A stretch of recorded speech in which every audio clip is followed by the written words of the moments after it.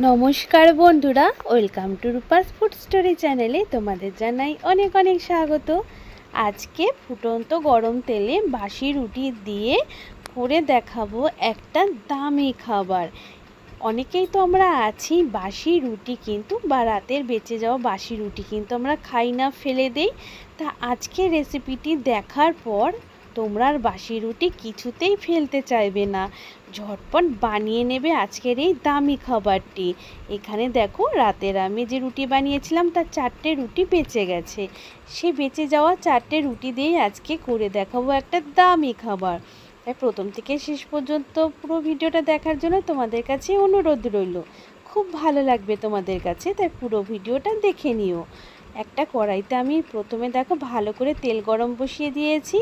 তা এখান থেকে একটা বাসি রুটি প্রথমে আমি তেলটা গরম হয়ে যাওয়ার পর দিয়ে দিয়েছি। আর তেলে পড়ার পর রুটিটা দেখো কীরকম ফুটবলের মতন একদম ফুলে বলের মতন গোল হয়ে ভেসে উঠেছে।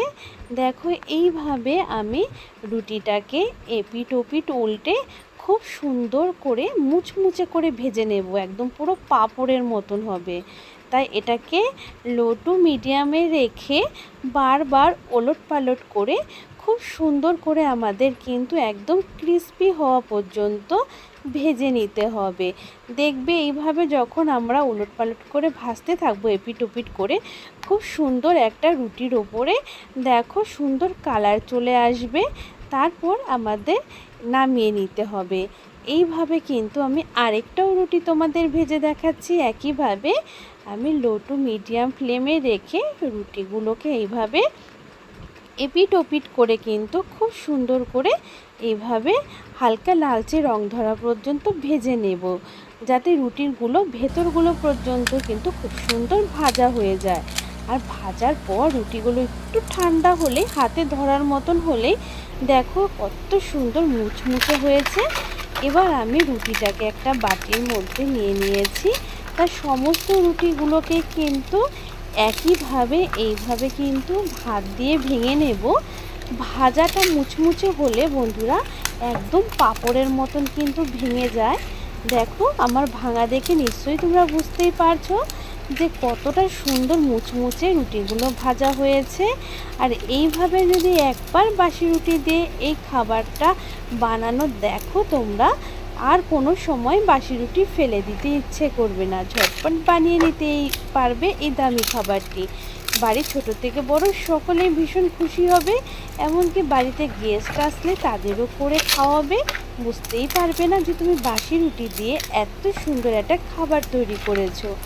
দেখো, আর তোমাদের বাজার থেকে দামি খাবারটা কিনে আনতে হবে না। তা দেখো সমস্ত রুটিগুলোকে কিন্তু ভাজার পর আমি একইভাবে ভেঙে নিয়েছি খুব সুন্দর করে ছোট্ট ছোট্ট টুকরো করে। তারপর একটা বড় মিক্সির জার নিয়ে নিয়েছি, যাতে একেবারেই সমস্ত আমি রুটির টুকরোগুলো সুন্দর করে দেখো একটু পাউডার করে নেব। যেহেতু এটা আমাদের ভাজা হয়েছে রুটিটা, তাই একদম পুরো মিহি কিন্তু পেস্ট এটা ঠিক হবে না, একটু দানা দানা ভাব কিন্তু থাকবে। দেখো খুব সুন্দর করে পেস্ট করে নিয়েছি, মানে এটা গুঁড়ো হয়েছে একটু সুন্দর করে। তা গুঁড়োটাকে একটা বাটির মধ্যে ঢেলে নিয়েছি। ঢালার পর আমরা এই বাটিটার মধ্যে এই খাবারটাকে সেট করব। তার জন্য প্রথমে এরকম একটা চৌকো গোল বাটি নিতে পারো কিংবা থালাও নিতে পারো, যেটা হাতের কাছে তোমাদের থাকবে। তাই আমি সুন্দর একটা চৌকো শেপ দেবো বলে জন্য এরকম একটা চৌকো বাটি নিয়ে নিয়েছি। তোমরা গোল শেপ দিতে চাইলে গোল বাটিও নিতে পারো। হালকা করে একটু ঘি ব্রাশ করে নিয়েছি, যাতে এটা আমাদের খাবারটা খুব সহজেই ঠান্ডা হওয়ার পর বেরিয়ে আসবে। তারপর দেখো কড়াইতে আমি ভালো করে পরিষ্কার করে নেওয়ার পর চিনি দিয়ে দিয়েছি কিছুটা, হাফ বাটি মতন। তা চিনিটাকে সুন্দর করে কিন্তু মেল্ট করে নেব, মানে এটার একটা ক্যারামেল তৈরি করব আমরা, যাতে একটা সুন্দর খাবারটার মধ্যে কালার আসবে। তা বারবার খাবারটা বলে যাচ্ছি, কিন্তু কি বানাবো সেটা কিন্তু এখনও তোমাদের বলিনি বন্ধুরা। বলেই দিচ্ছি কি বানাবো। আজকে বাসি রুটি দিয়ে তৈরি করব একটা মিল্ক কেক। তা সেই কেকটা অবশ্যই প্রথম থেকে শেষ পর্যন্ত দেখো, খুবই ভালো লাগবে। তারপর দেখো সুন্দর করে আমাদের চিনিটা ক্যারামেল হয়ে গেছে। ক্যারামেল হয়ে যাওয়ার পরে সুন্দর করে দেখো, আমি আগের থেকে গরুর দুধ 250 ml গরুর দুধ জাল দিয়ে রেখেছিলাম। সেই ঠান্ডা দুধ কিন্তু এখানে আমি দিয়ে দিয়েছি। এবার চিনির ক্যারামেলের সাথে খুব ভালো করে দুধটাকে মিশিয়ে নেব। তারপর দুধটা যখনই দেখবে একটু ফুটে উঠেছে, খুব ঘন কিন্তু করব না, অপেক্ষা করব শুধু একটু ফুটে ওঠার জন্য। একটু ফুটে উঠলেই তারপর যে আমরা রুটির গুঁড়োটা করে রেখেছিলাম, সেই রুটির গুঁড়োটা কিন্তু এখানে দুধের মধ্যে দিয়ে দেব। বন্ধুরা, এই সময় কিন্তু মনে রাখতে হবে তোমাদের, গ্যাসের ফ্লেম কিন্তু একদম লোতে থাকবে, একদম কিন্তু হাই বা মিডিয়ামে রাখবে না, লোতে রেখে কিন্তু আমাদের এই কেকটা তৈরি করে নিতে হবে।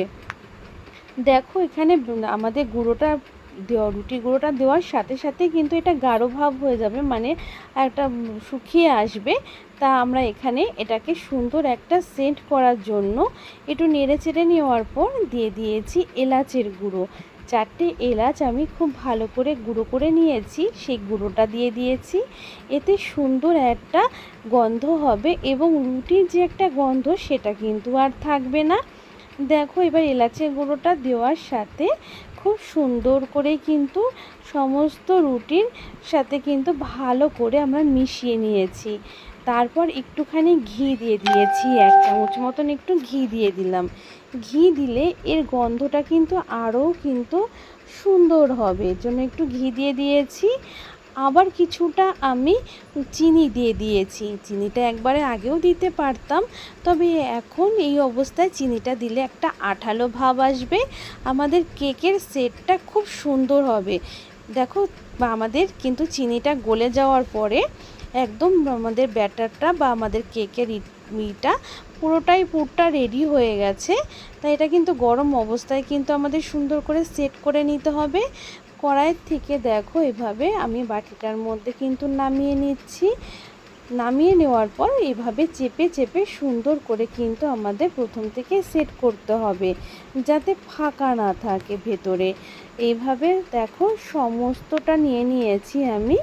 নিয়ে নেওয়ার পরে এইভাবে এবার সুন্দর করে একটু সেট করতে হবে। তার জন্য একটা ছোট চামচ দিয়ে সুন্দর করে চারধার দিয়ে সেট করে নেব, একটা সমান ভাব চলে আসবে।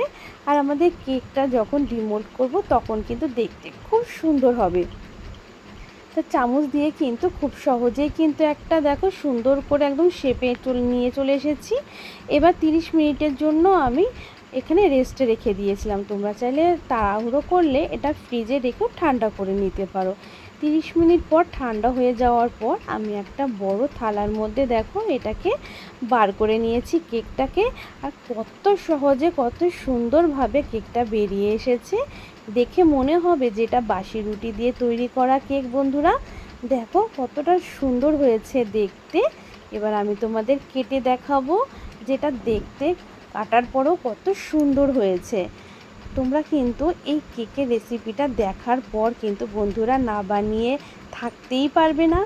অবশ্যই কিন্তু বাড়িতে যখনই তোমাদের রুটি এরকম হয়তো কোনো সময় আমাদের বানানোর পর 1, 2, 3টে কিন্তু এরকম বেশি হয়ে যায়, তো সেই রুটিটাকে ফেলে না দিয়ে কিন্তু অবশ্যই এইভাবে একটা মিল্ক কেক তৈরি করে নিতে পারো।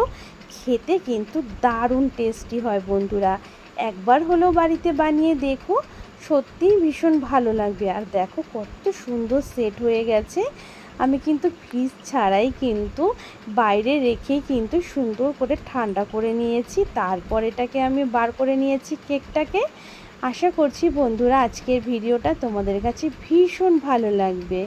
তো ভালো লেগে থাকলে অবশ্যই ভিডিওতে একটা লাইক করবে। আর নতুন বন্ধুরা যদি ভিডিওটা দেখো অবশ্যই চ্যানেলটাকে সাবস্ক্রাইব করে নিয়ে বেল বটনটাকে অল করে রেখো। আমি যখনই কোনো নতুন ভিডিও আপলোড করব সেই ভিডিও নোটিফিকেশান সবার আগে তোমাদের কাছে পৌঁছে যাবে। আমার সমস্ত বন্ধুদের জানাচ্ছি অসংখ্য ধন্যবাদ, যে সমস্ত বন্ধুরা প্রত্যেকদিন আমার ভিডিও দেখো, কমেন্ট করো, আমি সত্যি ভীষণ খুব খুশি হই। এইভাবে আমার সাথে থেকো, পাশে থেকো আর খুব ভালো থেকো।